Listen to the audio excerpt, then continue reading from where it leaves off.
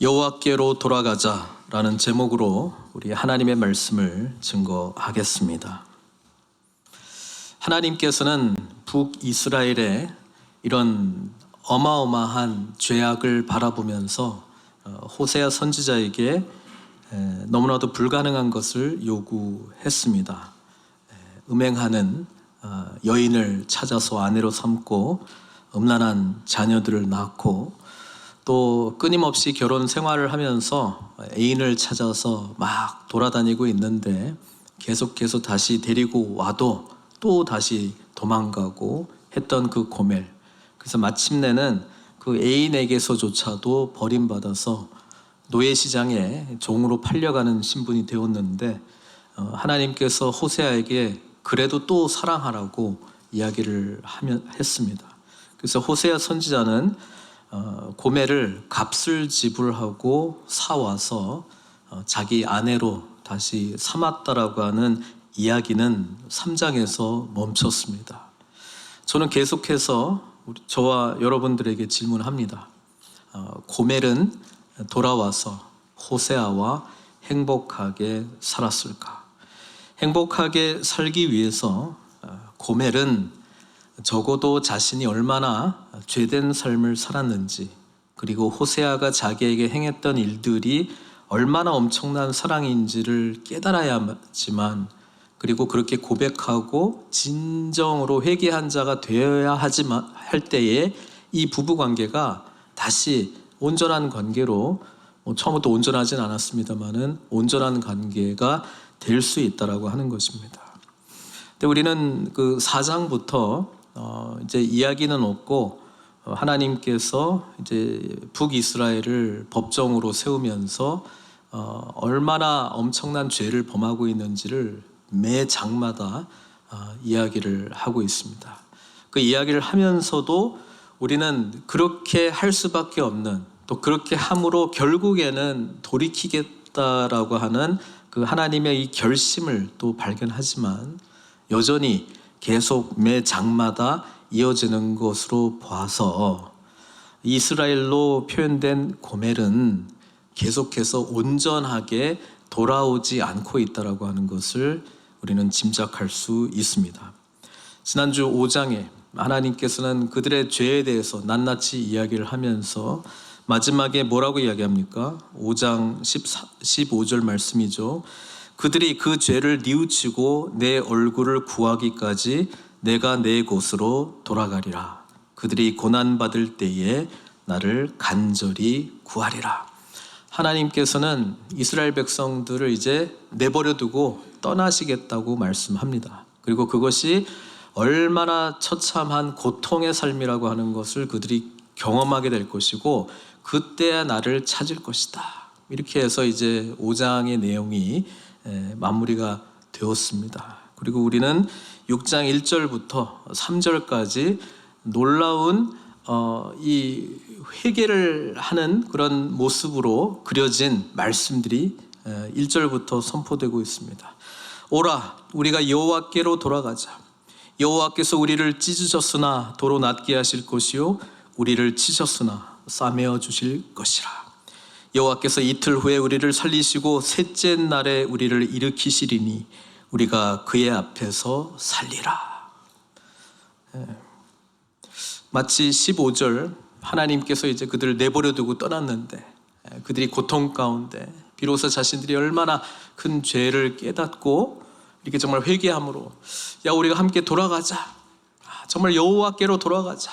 여호와께서 우리를 찢으셨으나, 왜냐하면 앞에서 하나님께서 사자와 같이 그들을 찢겠다, 젊은 사자와 같이 그들을 찢겠다 그렇게 말씀하셨잖아요. 그러니까 하나님께 우리를 찢으셨지만은 다시 치유해 주시고 회복시켜 주실 것이다. 그러면서 이제 3절에 우리가 여호와를 알자, 힘써 여호와를 알자. 그의 나타나심은 새벽빛같이 어김없나니 비와 같이 땅을 적시는 늦은 비와 같이 우리에게 임하시리라. 이렇게 너무나도 아름다운 고백을 했어요. 근데 이제 헷갈리는 게 이제 4절에 보면은 에브라임아 내가 내게 어떻게 하랴, 유다야 내가 내게 어떻게 하랴, 너의 인애가 아침 구름이나 쉬 없어지는 이슬 같도다. 그러면서 계속해서 하나님의 그 죄에 대한 심판의 말씀들이 이어지거든요.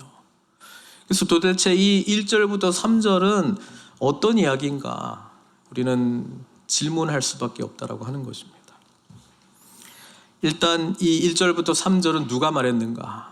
거기에서 성경학자들도 지금 갈립니다. 이 이야기를 호세아가 했다.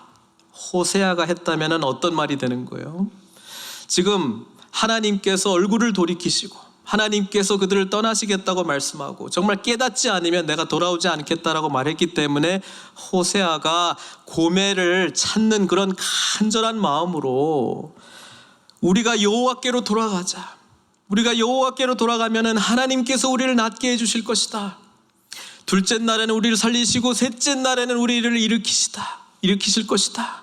우리가 여호와를 알자, 힘써 여호와를 알자라고 하는 호세아, 그 호세아의 간절한 그런 회개를 촉구하는 말씀으로 우리가 이해를 할 수 있어요. 그러면 4절부터는 하나님의 말씀이거든요. 그렇게 했는데도 돌아왔다는 거예요, 안 돌아왔다는 거예요? 안 돌아왔다는 것이죠. 그러니까 하나님이 분노하시면서 도대체 너희들에게 어떻게 하면 되냐? 너희들 어떻게 하면 좋겠느냐? 이렇게 협박하고 정말 이렇게 겁을 주고 내가 떠나겠다라고 이야기를 했는데도 돌아오라고 하는 이 메시지를 듣지 않는 너희들을 향해서 내가 도대체 어떻게 해야 되겠느냐? 이렇게 우리가 받아들일 수 있습니다. 저는 그렇게 이해를 하고 있었는데 이번에 준비하면서 전에 그 3장 주석을 쓴 보이스가 성경의 가장 위대한 장이다. 그 호세아가 이제 고멜 값주고 산 거, 그걸 했더니 주석가와 그 외에도 다른 분들은 이게 호세아의 말이 아니라는 거예요. 호세아의 말이 아니고 누구의 말이냐? 이스라엘 백성들의 말이라는 거예요. 그리고 이스라엘 백성들의 이 말은 진짜 돌아가자는 의미가 아니고 그냥 거짓 회개의 모습으로 그냥 이야기하고 있다는 거예요. 이 관점으로 이 말씀을 보면은 이렇게 되는 거예요. 오라 우리가 여호와께로 돌아가자. 여호와께서 우리를 찢으셨으나 도로 낫게 하실 것이요 우리를 찢었으나 싸매어 주실 것입니다. 야, 이때까지 우리가 한두 번 잘못했냐? 그때마다 하나님께서 우리 봐주시지 않았느냐? 우리는 늘 범죄하고 늘 하나님 앞에 죄를 범했지만 하나님께서 우리를 진짜 여기 말한 대로 막 찢고 한 적이 있냐? 그냥 정신 차리고 우리가 돌아가면 어떻게 한다는 거예요? 우리를 낫게 해주고 둘째 날에는 살려주고 셋째 날에는 치유해준다. 그러니까 이 첫날, 둘째 날, 셋째 날 금방 회복시켜준다는 거예요. 그러니까 우리가 여호와를 알자. 이렇게 그냥 나아가게 되면은 이제 옛날에 좋았던 관계로 다시 금방 돌아갈 수 있다라고 이야기를 합니다. 그리고 특히 보이스 같은 경우에는 여기에 진짜 회개가 아닌 이유를 설명을 해줘요. 진짜 돌아가자라고 하는 간절한 마음이 있으려면 뭐가 있어야 되냐면 나는 죄인입니다. 이 고백이 있어야 된다는 거예요. 근데 여기에는 그게 없다는 거예요. 여기에는 그냥 찢겨졌잖아요. 지금 상황이 엉망진창 됐다는 거예요. 그러니까 우리가 여호와께 돌아가서 그냥 이 상황을 좀 모면하자, 그런 고백으로 지금 이야기했다는 거예요. 야, 우리 옛날처럼 예배도 잘 드리고 헌금 생활도 잘하고 봉사 생활 열심히 하면 하나님께서 우리 다시 축복해 주실 거야. 둘째 날에 살려주시고 셋째 날에 일으켜 주실 거야. 금방 회복이 될 거야 라고 하는 고백을 했다는 거예요. 여기에는 하나님이 지금 말씀하고 있는 죄에 대해서 조목조목 말하고 있는데 고멜도 반응이 없지만 이스라엘이 우리가 범죄했습니다. 우리가 음란한 삶을 살았습니다. 우리가 참된 남편을 버리고 내 마음대로 살았습니다. 이런 고백 없이 힘드네, 돌아가겠습니다. 이 힘든 상황 모면해 주십시오. 상처받은 거 치유해 주십시오. 전에도 그렇게 하셨잖아요, 하나님. 둘째 날, 셋째 날 금방 우리 이렇게 돌아가면 살려주세요. 이들이 지금 현재 처해 있는 고통의 상황에서 그냥 모면해달라고 돌아가겠다라고 이야기했다는 거예요. 그리고 약간 공식처럼 딱 돼 있어요. 첫날에는 치유해 주시고 둘째 날에는 살려주시고 셋째 날에는 일으켜 주신다. 우리에게도 나름대로 신앙의 공식이 있어요. 너 지금 엉망진창 살았는데 이제 예배 생활 잘하면 축복해 주실 거야. 헌금 생활 똑바로 안 했는데 이제 물질 11조 제대로 하면 이제 물질 걱정 안 하게 해 주실 거야. 우리에게도 나름대로요, 신앙에 나름대로 공식이 있어요. 요거대로 딱딱딱 하면, 요 훈련만 딱 받으면 이제 첫날, 둘째 날, 셋째 날 금방금방 하나님 기뻐하시는 삶, 여러분들이 원하는 복된 삶을 살 수 있어요. 그렇게 지금 이야기하고 있다는 것입니다. 그래서 4절부터의 말씀은 도대체 너희들은 얼마나 지금 영적으로 지금 무감각해 있는지, 도무지 죄에 대해서 하나님이 계속 이야기하고 있는데도 깨달음이 없고 인지하지 못하고 상황을 모면하고 있는 아주 얄팍한 회개처럼 보이는 입술로 나에게 돌아오고 있다라고 이야기를 하고 있습니다.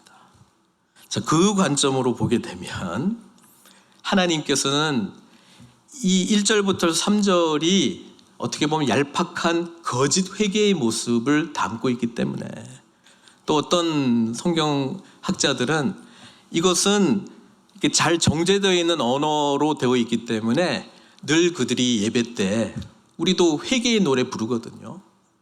방금 찬양했던 거, 나 주를 멀리 떠났다 이제 돌아옵니다. 늘 고백했던 회개의 어떤 공식이 있었다는 거예요. 그거를 그냥 한번 읊어주면 그냥 하나님께서 언제나 그랬듯이 자비로우시고 은혜로우시고 우리를 복을 주시는 분이시기 때문에 그냥 퉁 치고 우리에게 그냥 복을 주시겠다라고 생각하면서 오시겠다는 거예요. 그냥 하나님은 죄를 더 드러내십니다. 그렇게 할 수밖에 없는 이유가 우리 7장에 잠깐 나오는 내용인데 미리 한번 볼게요. 7장 1절 말씀입니다. 내가 이스라엘을 치료하려 할 때에 뭐라고요? 에브라임의 죄와 사마리아의 악이 드러나는도다. 치유를 하려면 뭐 이렇게 몸을 치유하는 그 행위를 할 때도 뭐 이렇게 뭐 썩은 부분들을 뭐 도려내거나 뭐 하는 부분이 있어야 되잖아요. 그거가 돼야 치료가 이제 되는 거죠. 그러니까 치료의 시작은 어디서부터 치료의 시작이다? 죄를 일단 드러내고 뭐가 죄인지를 이 환자도 제대로 알고 하나님이 말씀해 주신 대로 보고 인지를 하고 그거를 제거하기 시작하면서 치료가 제대로 된다는 거예요. 이게 여러분 우리가 제가 이제 회심에 대한 설교도 쭉 한 적이 있었잖아요. 온전한 회심에 이르지 못하면 우리가 지금 북이스라엘이 어떤 상태라고요? 풍요롭고 전쟁 없고 종교 활동은 되게 많이 하고 바알도 섬기고 여호와도 섬기고 그런 상태에서 이들은 자신들이 얼마나 음행하고 있는지 오늘 지금 6장에서 또 하나님이 반복해서 말씀하고 있는 이 죄들에 대해서 얼마나 심각한 죄 가운데 있는지 전혀 인지를 하고 있지 못한다라고 하는 것입니다. 그러니까 늘 불러왔더니 우리 여호와께 돌아가자. 돌아가면 첫날은 치유하고 둘째 날은 살려주시고 셋째 날은 일으켜 주시지. 금방금방 이 공식대로 하면 착착 해결해 주실 거야. 그렇게 고백했다는 거예요. 우리 하나님은 한탄하십니다. 우리 하나님은 탄식하십니다.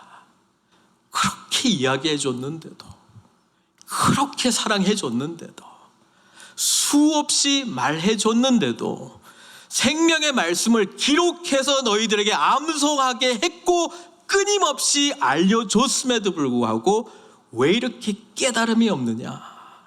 도대체 어떻게 하면 좋겠느냐? 이 하나님의 마음이 4절에 나오는 거예요. 그리고 이스라엘의 지금 현재 상태가 어떻다라고 하는 것을 이렇게 설명하고 있습니다. 4절에 너희의 인애, 헤세드, 사랑, 아침 구름이나 쉬 없어지는 이슬 같도다. 우리가 성경을 잘 이제 해석을 해야 되는데 구름, 이슬 이 단어는 좋은 거예요, 안 좋은 거예요? 하나님이 우리와 함께 구름 기둥과 같이 앞서 행하지. 이거 할 땐 좋은 것 같고, 여기서는 좋은 거야, 안 좋은 거야? 안 좋은 거예요? 잘하고 있어요. 이슬 좋은 거예요, 안 좋은 거예요? 우리 시편에 보면은 주의 청년들이 새벽 이슬같이 나오는 것보다 좋은 거야, 안 좋은 거야? 그땐 좋은 거고 여기는 안 좋은 거예요. 여기서의 이슬은 해가 쫙 나오면 어떻게 되는 거예요? 사라지는 이슬입니다. 잘하고 있습니다. 해석을 잘해야 돼, 해석을. 그러니까 똑같은 비유를 해도 어떨 때는 좋은 거고 어떨 때는 하나님의 임재고, 여기서의 구름은 그냥 사라지는, 형체가 없는, 실체가 없는 그런 거라고 지금 말씀해 주고 있는 거예요. 이슬 새벽에 보면 아름답겠죠. 해가 딱 지면 보석같이 빛나겠죠. 그런데 없어지는 그런 사랑이라는 거예요. 반짝하는 사랑이라는 거예요. 예배당에 나와서는 뭔가 거룩한 척하고 하나님을 찬양합니다, 할렐루야, 이런 모습으로 있지만 그냥 언제 그랬냐는 듯이 없어지는 그런 사랑을 나한테 보여주고 있다는 거야. 그런 고백으로 지금 우리 여호와께로 돌아가자, 그렇게 하고 있다는 거야. 그래서 이것을 뒷받침해 주는 내용들은 또 있어요. 왜냐하면은 실제로 그 하나님이 정의 내리신 이스라엘 상태는 죄인데 그들은 지금 잘하고 있다라고 하는 고백을 스스로 한 내용이 뒤에 나온 8장에 또 나오기 때문에 그래요. 8장 한번 볼까요?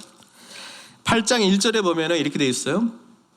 나팔을 내 입에 댈지어다 원수가 독수리처럼 여호와의 집에 덮치리니까, 하나님의 심판이 여호와의 집이니까 성전에 임할 것이다. 그걸 이제 말하고 있잖아요. 이는 그들이 내 언약을 어기며 내 율법을 범함이다.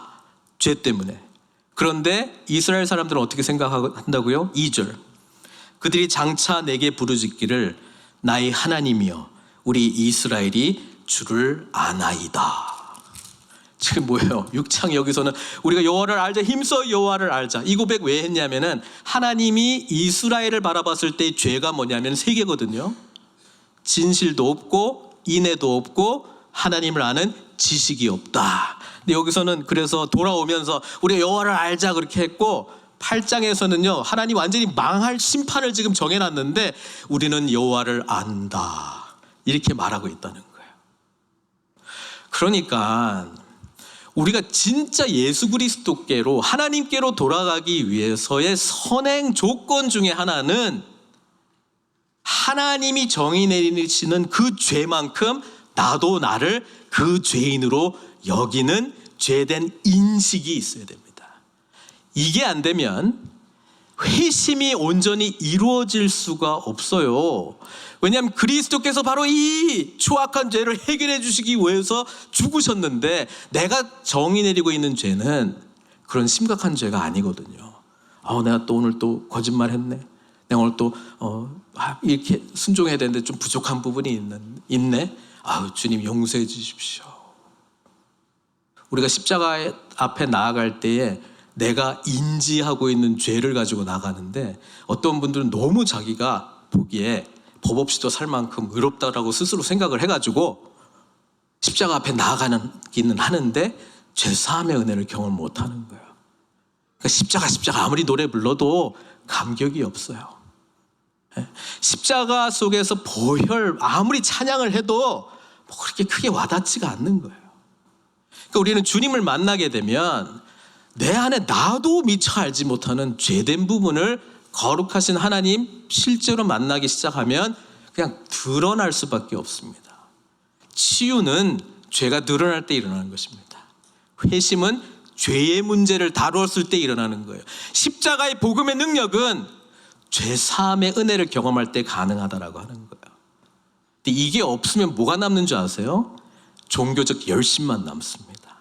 그러니까 첫날에 하나님 치유해 주시고요, 둘째 날은 날 살려주시고 셋째 날은 일으켜 주셔야 됩니다. 왜? 내가 돌아왔으니까. 하나님 내가 돌아왔잖아요. 돌아와서 예배생활 잘하고 있잖아요. 헌금생활 잘하고 있잖아요.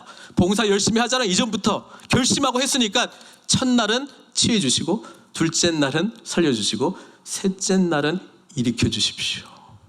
아니 하나님이 언제 첫날, 둘째 날, 셋째 날 그렇게 하겠다고 말씀하셨어요? 이거 자기가 정했어요. 여러분, 우리가 하나님에 대한 열심을 앞세워서 뭐 하는 줄 아세요? 자기 중심성의 문제를 해결하지 못한 신앙인은 하나님께 내가 치유받아야 될 과정도 다 정해놓고요, 내가 첫날에는 뭐 받고, 둘째 날에는 뭐 받고, 셋째 날에는 뭐 받고, 다음 달에는 뭐 받고, 내년에는 뭐 받고, 거기까지도 다 정해놨습니다. 그리고 그렇게 하지 않은 하나님에 대해서 원망합니다. 내가 이만큼 헌신했는데, 내가 이만큼 사랑했는데. 여기에는 하나님 앞에 무릎 꿇는 가난한 심령으로 자신의 죄된 것을 깨닫고, 주여 나에게 은혜를 베풀어 주십시오, 나를 불쌍히 여겨주십시오, 죄인의 마음으로 돌아온 게 없다라는 거예요. 그래서 하나님이 뭐라고 말씀하십니까? 너희들이 인해는 반짝 보이는 진짜 사랑이 아니다. 고로 내가 선지자들로 그들을 치고, 5절 말씀이잖아요. 내 입의 말로 그들을 죽였노니. 하나님의 말씀은 날선 검 같아요. 그래서 죄된 부분들은 도려내십니다. 그러나 우리가 거룩한 자에 속하게 되면 이 검은 나를 향한 검이 아니고 원수를 향한 성령의 검이 되는 거잖아요.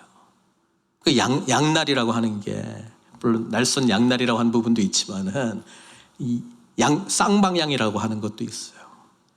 우리가 하나님의 말씀이 우리를 가르치기도 하고 인도하기도 하고 교훈도 하지만 뭐도 합니까? 책망. 선지자들이 등장할 때는 책망하는 말씀이에요. 우리의 죄를 드러낸다고요. 그래서 하나님께서 선지자들을 통해서 하나님의 말씀이 말씀대로 선포되기 시작할 때 우리는 하나님 앞에 우리의 더러운 부분들이 더 선명하게 드러난다라고 하는 것이죠. 그거를 하나님이 치시겠다고 말씀합니다. 그래서 하나님이 원하시는 것 6절에 나오거든요. 결국 원하는 게 뭡니까? 나는 뭘 원한다고요? 인애를 원한다. 제사를 원하지 아니하며 번제보다 뭐요? 하나님을 아는 것을 원하는다. 여기서 알면 지식적인 알미 아니라 남자와 여자가 서로 결혼함으로 같이 삶으로 아는 인격적인 알, 경험적인 알, 히브리어로 야다, 그런 알을 말하고 있는 것이죠. 거기에는 사랑의 관계가 있어야 된다라고 하는 것입니다. 근데 그 사랑의 관계 안에는 나는 하나님으로부터 어떠한 사랑을 받을 만큼 어떠한 자격이 없는 추악한 죄인입니다. 그래서 나를 불쌍히 여겨주십시오 라고 하는 간절함과 그런 은혜를 베풀어 주신 하나님을 만난 그 사랑이 저 여러분들 가운데 있어야 된다라고 하는 것이죠. 이게 바로 십자가의 사랑이죠. 그 사랑이 있어야 돼요. 십자가의 사랑이 아니면 내가 원하는 사랑이 될 가능성이 많이 있고요, 내가 요구하는 하나님의 사랑이 될 가능성이 많이 있습니다. 그렇게 되면 내가 하나님을 바라볼 때에 나의 열심으로 왠지 하나님을 통제할 수 있을 것 같고, 나의 열심이나 또는 내가 정의 내린 공식, 포뮬라대로 해서 첫날, 둘째 날, 셋째 날 이렇게 하나님이 하시겠지라고 은근히 기대하는 방식으로 하나님을 찾는다라고 하는 것이죠. 이 사랑은 굉장히 다분히 조건적인 사랑입니다. 무조건적인 하나님의 은혜를 경험한 자만이 하나님 앞에 진심으로 회개하고 십자가의 은혜를 경험하고 하나님께 나아갈 수 있다라고 하는 사실이죠. 그래서 우리 하나님은 인애를 원하십니다. 그리고 하나님을 아는 지식, 하나님 자체를 알고자 하는 그런 갈망을 원하신다라고 하는 것입니다. 우리 예수님께서 바로 이 6장 6절 호세아의 말씀을 주님의 이 공생의 기간 동안에 사용하십니다. 언제 쓰시나요? 우리 마태복음 9장 보면은 예수님께서 길을 가시다가 마태복음을 쓴, 마태가 누구예요? 세리잖아요. 이 세리 마태를 만납니다. 그리고 부르십니다. 성경 보니까 마태가 모든 것, 자기가 하던 모든 것을 다 버리고 떠나갔다, 뭐 그렇게 기록되어 있는데, 그 성경 내용을 한번 읽어보도록 하겠습니다. 마태가 너무 기분이 좋아서 아무도 자기에게 오지 않는데 모든 사람이 메시아다라고 말하시는 주님이 나를 찾아오시고 나와 말을 섞고 또 나를 제자로 삼아주셨다는 게 너무 감사해서 마태가 파티를 열죠, 집에. 근데 마태가 아는 사람이 누구예요? 세리밖에 없어. 그리고 파티가 재밌어지려면 누굴 데리고 와야 돼요? 또 여인들을 데리고 와야 돼. 그렇죠? 그래서 여기 보면 이렇게 돼 있습니다. 마태복음 9장 10절에 예수께서 마태의 집에서 앉아 잡수실 때에 많은 누구요? 세리와 죄인들이, 여기는 이제 창녀들을 말하고 있는 거예요. 죄인들이 와서 예수와 그의 제자들과 함께 앉았더니 바리새인들이 보고 한마디 합니다. 제자들에게 이르되, 자기들도 사실 맛있는 음식 보니까 좀 먹고 싶고 하는데 하여튼 기분 나쁘니까 한마디 합니다. 제자들에게 이르되 어찌하여 너희 선생은 세리와 죄인들과 함께 잡수시느냐. 예수님께서 또 들었어요. 또 들으라고 제자들한테 말하는 척하면서 큰 소리로 말했겠죠. 그렇죠? 예수께서 들으시고 이르시되 건강한 자에게는 의원이 쓸데없고 병든 자에게라야 쓸데있느니라. 너희는 가서 내가 긍휼을 원하고 제사를 원하지 아니하노라. 여기서는 인애 말고 이제 긍휼이라는 단어를 쓰고 있습니다. 하신 뜻이 무엇인지 배우라. 나는 의인을 부르러 온 것이 아니요 죄인을 부르러 왔노라. 호세아의 이 말씀이 여기서 이렇게 사용되고 있습니다. 아니 바리새인들 보고 뭐 배우고 와 그러면 제일 기분 나빠할 사람들이거든요. 왜냐하면 스스로는 율법에 대해서 도 같은 사람들이 있다면 우리야 라고 생각했던 사람들이고 그 율법의 말씀을 그 어떤 사람들보다도 엄격하게 지키는 사람들이었습니다. 이들은 모든 세상을 깨끗한 사람과 부정한 사람, 율법을 지키는 사람과 지키지 않는 사람으로 구분하면서 살았습니다. 자신들의 기준에 맞게. 근데 예수님은 왜 오셨다고요? 스스로 의롭다라고 생각하는 사람들을 위해서 온 게 아니고 죄인들을 위해서 오셨다고요. 죄인들을 위해서 왜 왔어요? 죄의 문제를 해결해야 되니까. 그런데 예수님 당시에 제일 죄가 없다고 생각하는 사람이 누구였다고요? 바리새인. 그러니까 하나님의 나라가 너무 먼 거예요. 겉으로 보기에는 기도도 제일 잘하고요. 시장에 나가서 그냥 뭐 그 성경 말씀으로 된 옷 입고 화려하게 멋들어진 기도를 하고 일주일에 2번씩 금식하고요. 11조는 얼마나 철저하게 지켰는데요. 근데 하나님께서 독사의 자식들이라고 이야기했습니다. 회칠한 무덤이라고 이야기를 했습니다. 왜? 그들의 마음 깊숙한 곳에는 자기 스스로를 볼 때 뭐가 없어요? 죄가 제일 없어. 이 동네에서 내가 제일 죄가 없어. 그래서 하나님이 나를 너무나도 잘 사랑한다라고 생각을 했어요. 고로 예수님 왔을 때 예수님이 필요가 없네. 예수님이 십자가에서 죽으시는 건 더더욱이나 필요가 없네. 십자가에 죽으시고 부활? 나랑 무슨 상관이야. 난 지금 잘 살고 있는데. 여러분 이런 겁니다. 그러니까 십자가의 능력으로 살아가기 위해서는 끊임없는 죄를 드러내는 하나님을 우리가 만날 수밖에 없어요.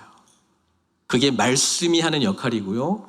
성령이 하시는 역할이고 또 건강한 공동체가 우리의 연약함을 또 드러내긴 합니다. 뭐 이렇게 잘잘못을 따지려고 드러내는 게 아니고 우리 연약하기 때문에 주님께로 가야 돼요. 영적 리더십은 그거거든요. 우리는 다 연약한 사람들이기 때문에 주님 바라봐요. 십자가로 같이 가요. 주님 안에서 우리 회복돼요. 그거 해주는 게 영적 리더십이지. 만약에 바리새인이 영적 리더십이라면은 뭘 잘했는지 뭘 못했는지 막 따지는 속에 자기는 뒤에서 의롭다라고 하는 걸 드러내는 거군요. 사실은요. 죄에 대한 민감성이 있는 사람은 지적보다는 같이 아파합니다. 나에게도 이런 연약함이 있지. 형제 자매를 위해서 더 기도하게 되고 또 그러면서 나 자신의 모습을 보고 나에게도 혹시 이런 부분이 있지 않나. 주님 도와주십시오. 이런 마음으로 가고 스스로 잘하고 있는 사람은 하여튼 정죄의 언어로 나가게 돼 있습니다. 무조건. 그 부분에 대해서 스스로 볼 수 있는 능력이 열심히 많으면 많을수록, 스스로 의로운 행동들이 많으면 많을수록, 뭐 그런 게 없지만 영적으로 뭔가 지위가 높으면 높을수록 그렇게 생각할 수밖에 없는 경향성이 늘 노출되어 있기 때문에 더더욱 십자가의 은혜를 붙든다라고 하는 것은 정말 철저하게 늘 주님 앞에 나아가는 자기 부인의 훈련, 이게 안 되면 안 됩니다. 그냥 되는 게 아니라고 하는 거예요. 인지가 안 되는데 어떻게 됩니까? 그래서 하나님은 이 말씀을 하셨고, 내가 원하는 거는 결국 인내, 하나님을 아는 것, 그리고 인격적으로 경험적으로 아는 것, 이게 뭐냐면 너의 마음을 알고 원한다는 거잖아요. 그래서 7절부터 이제 마지막 절까지는 이들이 알지 못한, 사실은 누누이 이야기하고 있는데 또 한 번 또 이야기해. 이들의 죄가 얼마나 엄청난 죄인지. 그래서 7절, 너희들의 죄는 뿌리가 어디까지 간다? 아담처럼 언약을 어기고. 하나님이 아담과 하와를 창조하고요, 아담에게 요구한 것은 생육하고 번성하여 땅에 충만하라, 이거였거든요.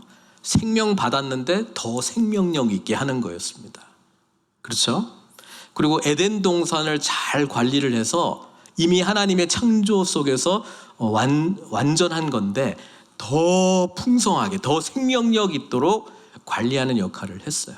그리고 하나님께서 나는 창조주고 너희는 피조물이야 라고 하는 그 말씀 하나를 딱 줬어요. 그게 선악과 먹으면 안 돼, 그거 하나 딱 준 거거든요. 근데 그걸 어겨버렸어요. 그 어기는 행위와 함께 나를, 이 세상을 창조하신 하나님을 거부하고 나는 내가 주인이 되는 세상을 살 거예요. 하나님 필요 없어요. 그게 아담이 어긴 언약, 죄의 뿌리라고 하는 것이죠. 지금 북이스라엘이 그렇게 하고 있기 때문에 죄를 인지도 못하고, 왜냐하면 자기가 딱 중심에 있기 때문에 자기가 하는 일을, 우리는 자기 중심적으로 살아가는 사람 늘 자기 변명을 하거든요. 내가 못된 삶을 살면 안 되기 때문에 잘못된 거 있더라도 어쨌든 간에 막 합리화시켜서라도 옳은 거야 라고 하는 쪽으로 만들어야지 내 양심이 편하거든요. 그러니까 끊임없는 그렇게 하는 경향성이 우리 가운데 있어서 나중에는 하도 멀어져서 내가 죄를 짓고 있는데 괜찮아요. 뭐 나만 그러나 다 그렇지, 뭐 이렇게 하면서. 그리고 나보다 더 나쁜 사람도 많고 내가 부족하지만 그래도 이거는 하잖아. 예? 순종보다 내가 했던 제사 행위를 가지고 약간 이렇게 밸런스 시키는 거예요. 그것도 내 방식으로 하나님 앞에 뭐 하여튼 요건 부족하지, 요건 했으니까 하나님 괜찮은 거죠? 괜찮은 줄 믿습니다. 그게 믿음으로 사는 건 줄 또 알고, 뭐 믿습니다는 또 되게 강조해. 아담과의 언약이 파기된 그런 죄 가운데 우리가 있다는 것이고요. 그 다음에 길르앗은 악을 행하는 자의 고울이라 피 발자국으로 가득 찼도다. 원래 하나님은 당신의 백성들을 택하실 때에 거룩한 나라로 삼으셨어요. 그리고 이들이 가는 곳곳은 축복의 발자국입니다.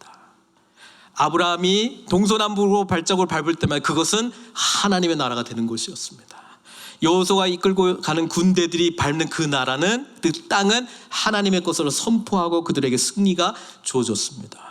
저와 여러분들에게는 복음의 예비한 신을 신고 우리는 가는 거예요. 그러니까 우리가 가는 곳마다 복음을 전하게 돼 있어요. 우리가 밟는 그 땅은 거룩한 땅이 돼요. 우리가 만나는 사람들은 소망을 갖게 돼요. 회복의 길을 알게 돼요.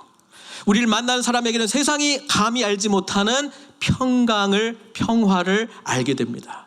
놀라운 사랑의 이야기, 하나님의 우리를 향한 끊임없는 끈질긴 이 사랑의 이야기를 우리를 통해서 듣게 돼요. 그래서 우리가 가는 이 길은 축복의 길이고, 사람들을 살리는 길이고, 해방시키는 길이고, 자유하게 하는 길이고, 치유하게 하는 길이고, 소망을 주고 위로를 주고 격려를 주는 길인데, 하나님과의 관계가 깨졌잖아요. 그러니까 피의 발자국이 된다는 거예요.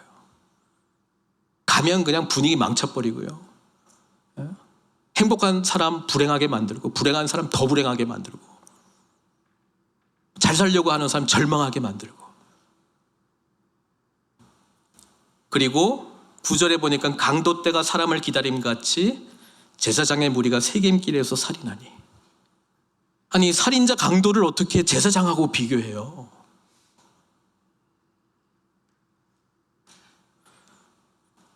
제사장은 사실 죽이는 일이 있어요. 뭘 죽여요, 근데? 희생 제물을 죽여요. 사실 피의 일을 하는 게 맞아요. 근데 이걸 제대로 안 하니까 누가 죽어요? 백성들이 죽어나요. 제사장을 통해서 하나님을 만나지 못해요. 온전한 속죄가 안 돼요. 온전한 예배가 안 돼요. 하나님의 말씀을 가르쳐야 되는데 말씀도 몰라요. 거룩한 삶이 무엇인지를 제사장들이 제일 잘 아는데, 하나님께로 나아갈 수 있는 길도 제사장들을 통해서만 할 수 있는데 그 역할을 감당을 안 하니까 다 죽음의 길로 가는 거예요. 그러니까 진실도 없고 인애도 없고 하나님을 아는 지식이 없는 거예요. 그래서 제일 먼저 지적한 게 예배가 무너진 것, 제사장들의 타락을 이야기하잖아요. 엉뚱한 제사장들이 대치하고 있어요. 어떤 제사장이요? 바알, 아세라, 이런 엉뚱한 우상의 제사장들이 설치고 있다라고 하는 것을 말씀하고 있는 거예요. 그 다음에 10절은 계속 반복된 호세아의 주제죠. 음행. 너희들이 음행했다. 하나님이 또 말해줘요. 도대체 어떻게 하면 좋겠냐. 다시 내 수만 번 했는데 또 한 번 또 이야기해 줄게.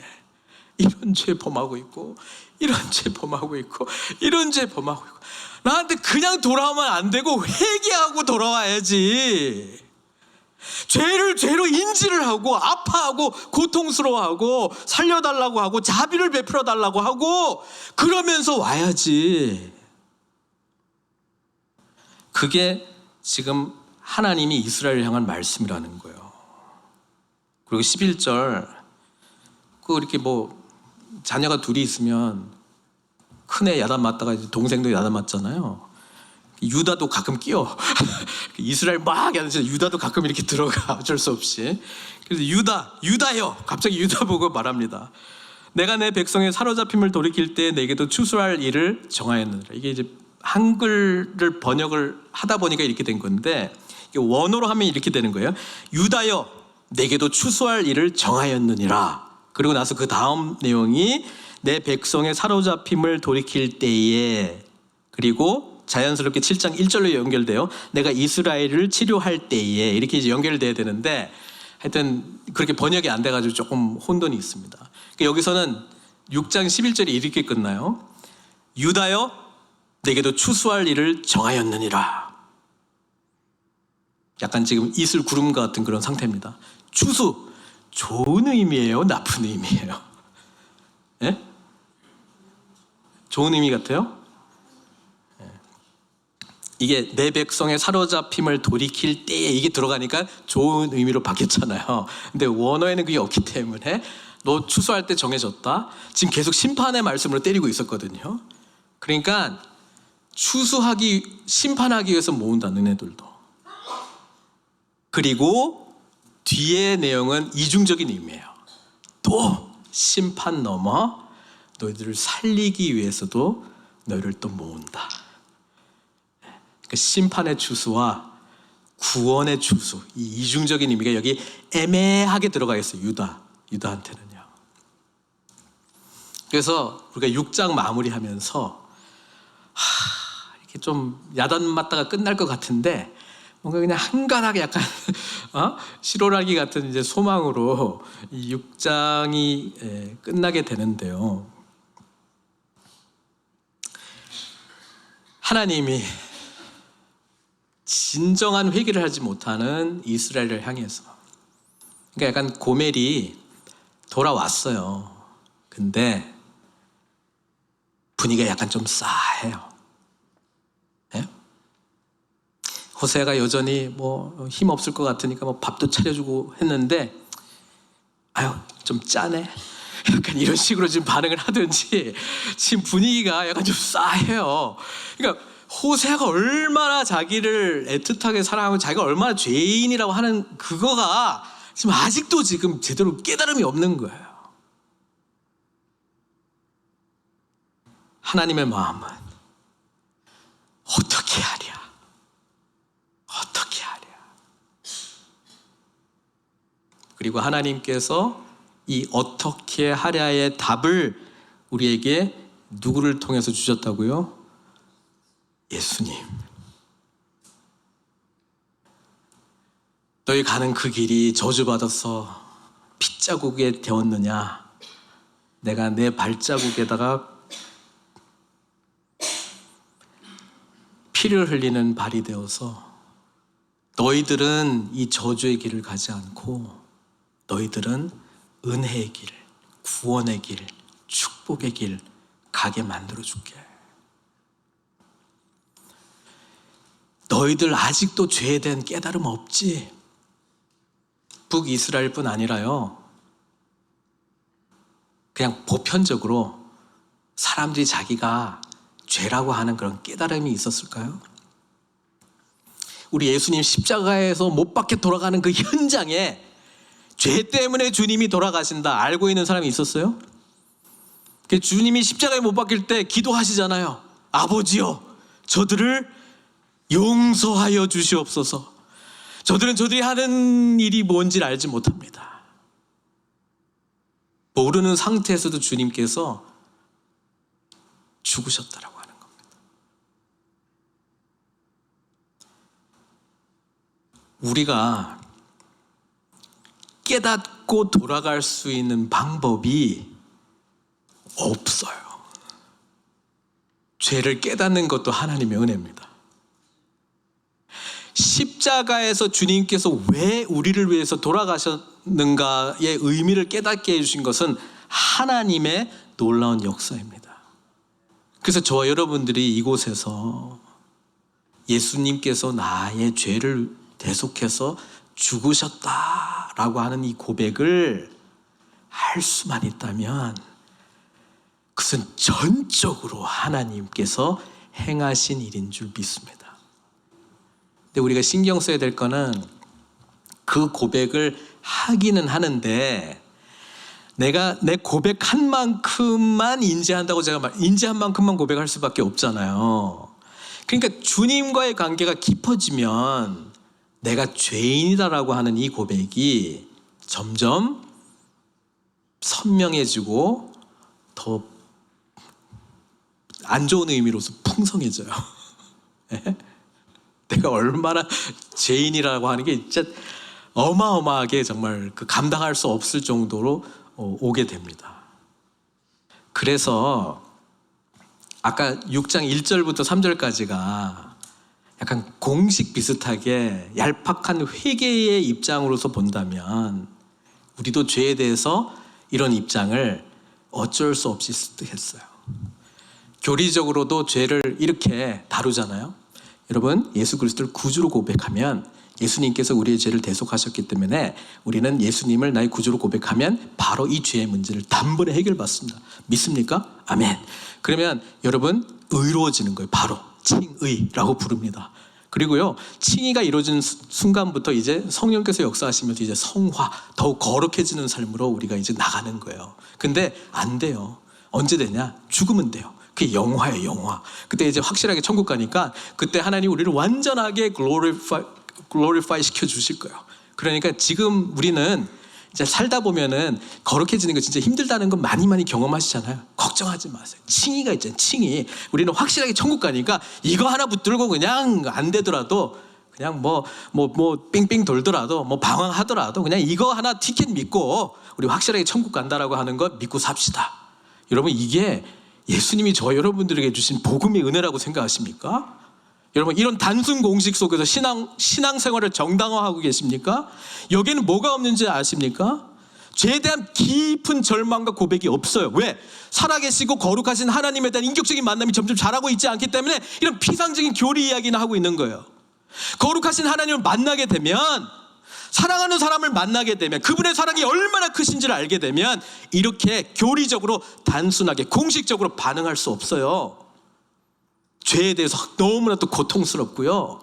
거룩하신 하나님을 향해서 더욱더 나아가기 위해서 십자가의 은혜를 붙들지 않고는 내가 숨 쉴 수도 없고 살아갈 수 없는 존재라고 하는 것을 점점 깨닫게 돼요. 그게 복음의 은혜 속에서 성장하는 거예요. 교리는 깔끔해요. 그래서 나름대로 공식처럼 받아들일 수 있어요. 한 페이지에 쫙 깔끔하게 차트로 정리돼요. 근데 우리 인생이 그렇던가요? 그렇지 않아요. 제가 회심 시리즈 이야기를 할 때 베드로 이야기를 했잖아요. 베드로는 언제 회심했나? 베드로가 예수님 만난 장면들이 몇 군데 있는데요. 사역으로 부름받은 장면은 밤새도록 고기를 잡았는데 안 잡혔어요. 그래서 이제 그물 손질하고 있는데 예수님 와가지고 깊은 데로 가서 잡아라. 그러니까 베드로가 한번 쫙 쳐다보고 내가 밤이 맞도록 수고를 했지만 주님 말씀하셨는데 한 번 더 나가겠습니다. 그래서 나갑니다. 근데 어마어마하게 잡았습니다. 주님 만날 때 베드로가 뭐라고 고백했습니까? 나를 떠나소서 나는 죄인이로소이다. 그때의 죄의 고백을 했기 때문에 이제 내가 너를 사람 남는 업으로 삼아주겠다라고 하는 그 사명 말씀과 함께 이제 베드로는 온전한 사람이 되었습니까? 아니잖아요. 그때 나는 죄인이로소이다 무슨 고백인가요? 분명히 죄인이라고 하는 고백은 있었는데 아직 온전한 죄의 고백은 아니에요. 그리고 해결도 못 받아요. 왜? 아직 주님께서 십자가에서 못 박히시기 전이고 아직 부활 전이고 성령님도 아직 오시기 전 3년 전 사건인데 어떻게 그거를 베드로가 구원받았다라고 우리가 볼 수 있어요? 그럼 언제입니까? 베드로는 자기가 철저한 죄인이라는 것을 언제 사실 깨닫게 됩니까? 십자가 지기 전에 베드로가 주님을 위해서 내가 진짜 죽기까지 내가 칼 들고 쫓아갈 겁니다라고 할 때 네가 오늘 밤에 3번 나를 부인할 거다. 그 3년 전에 나를 떠나서서 난 죄인이로소이다라고 고백했던 것하고 예수님을 모른다고 3번 저주하면서 맹세하고 난 몰라! 라고 말하고 나서 닭 울고 났을 때 통곡했던 베드로하고 성경에는 나는 죄인으로소이다 고백 안 기록되어 있습니다. 근데 울었던 이유는 제가 뭐 잘못했다고 하는 것 때문에 울었던 거 아니겠어요? 그때 3년 전에 나는 죄인으로소이다 하고 3년 후에는 틀리지 않았어요?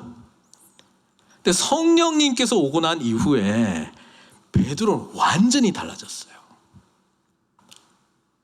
여러분, 우리가 내가 회심했느냐 이거를 너무 어떤 공식에 집어넣으려고 하지 마시고요. 내가 죄된 인지도가 십자가 앞에서 얼만큼 선명해지고 있는지를 보셔야 돼요. 그것 때문에 여전히 나를 향하신 하나님의 사랑이 찾아오게 된다면, 발견하게 된다면, 경험하게 된다면 십자가의 이 고백은 어마어마한 고백으로 바뀌어간다라고 하는 것입니다. 그런 의미에서 이 회심의 과정은 여전히 유효하다라고 저는 말씀드리고 싶은 거예요.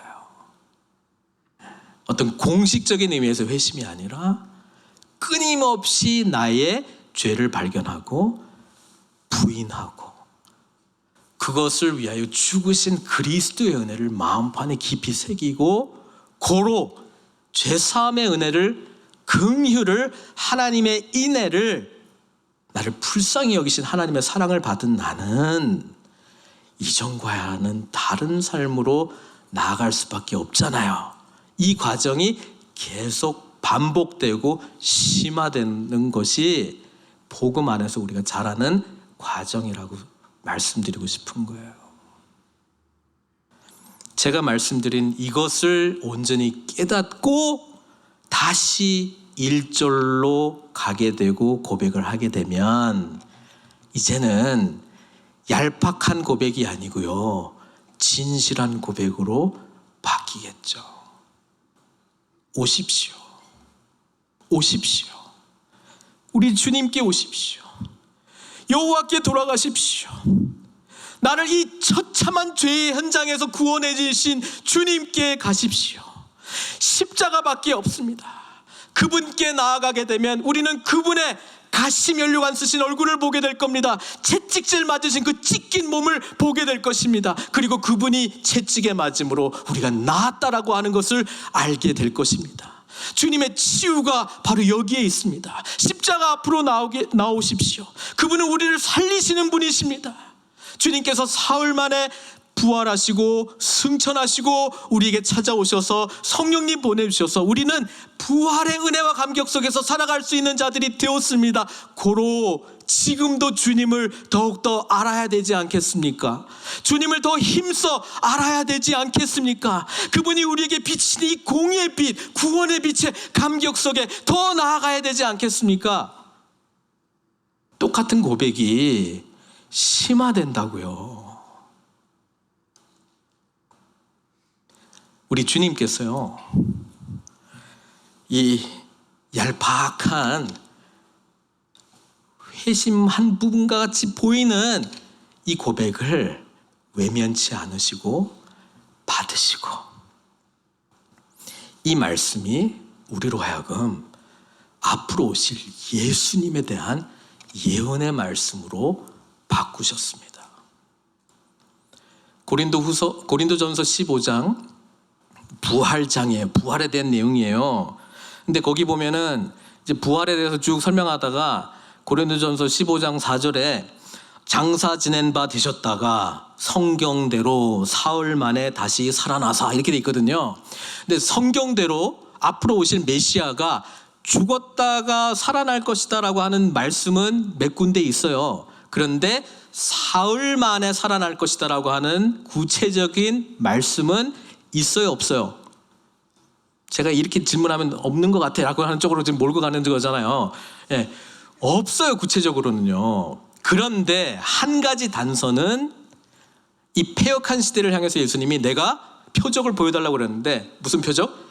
요나의 표적밖에는 보여줄 게 없다. 근데 요나에게는 사흘이 뭐로 기록되어 있어요? 물고기 뱃속에 들어갔다가 나오는 거. 그러니까 그거 하나가 직접적이진 않지만 연결시켰고요. 또 하나는 직접적이진 않은데 호세의 이 말씀입니다. 저는 이거 보면 너무 깜짝 놀라요. 우리의 알지도 못하고 제대로 고백도 못하는 고백 주님께서 귀하게 받으시고 이것을 주님의 구원의 고백으로 변화시켜 주신다. 우리 주님, 우리의 연약함을 다 아시고 우리의 약함에도 불구하고 신음소리 그냥 내뱉었던 거 하나도 놓치지 않으시고 하나님의 구원의 이야기로 피상적이고 얄팍한 회개의 고백을 진실한 돌아오라는 호소로 변화시키실 뿐 아니라 직접 그 답이 되셔서 저와 여러분들에게 죽으시고 부활하신 주님으로 오셨다라고 하는 너무나도 엄청난 사실입니다. 사랑하는 성도 여러분, 이토록 우리를 사랑하고 우리를 구원하시길 기뻐하시는 주님의 은혜에 나아가지 않겠습니까? 그러려면 십자가 앞에 주님의 모습을 선명하게 바라보면서 오늘 여전히 나도 미처 깨닫거나 발견하지 못한 죄된 부분들을 주님 드러내실 때 보고 십자가 앞에 납작 엎드려 그분의 치유, 그분의 구원, 그분의 죄사함의 은혜를 경험함으로 우리가 하나님 앞에 진실로 예배함으로 나아가야 되지 않겠습니까? 그 부르심 앞에 저희들은 오늘 서 있습니다. 기도로 반응하도록 하겠습니다.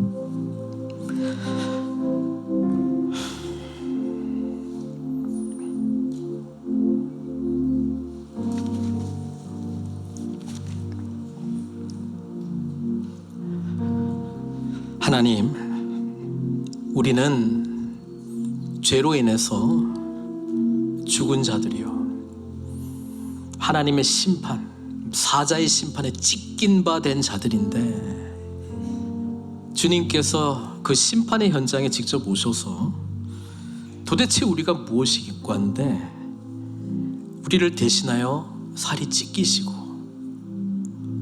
사망에 삼킨 바 되셨습니까? 우리를 사랑하기 때문인 줄 믿습니다. 이 은혜를 알기 때문에 만나는 모든 사람들에게 고백하고 싶습니다. 여호와께 돌아가자고, 여호와께로 돌아가자고. 주님께서 우리를 치유하실 거라고, 주님께서 우리를 살리시고 사흘 만에 주님께서 직접 죽음 가운데서 사망 권세 가운데서 일으킴 받으신 것처럼 우리도 일으키실 거라고 믿고 나아가기를 원합니다. 이제는 순결한 신부가 되어 주님을 더욱더 알기를 원합니다. 주님과 함께 교제하고 주님과 함께 사역하고 주님과 함께 동행하면서 주님을 더욱더 알기를 원합니다. 하나님, 은혜의 비를, 단비를 내려주셔서 성령 충만함으로 우리를 인도하여 주시기를 간절히 원합니다.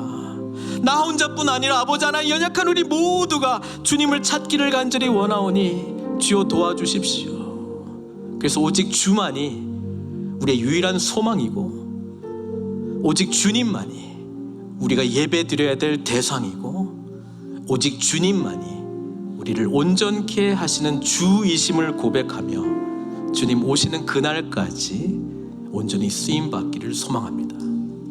그래서 오늘도 십자가 앞에 우리의 자신을 내려놓고 주님께 올려드립니다.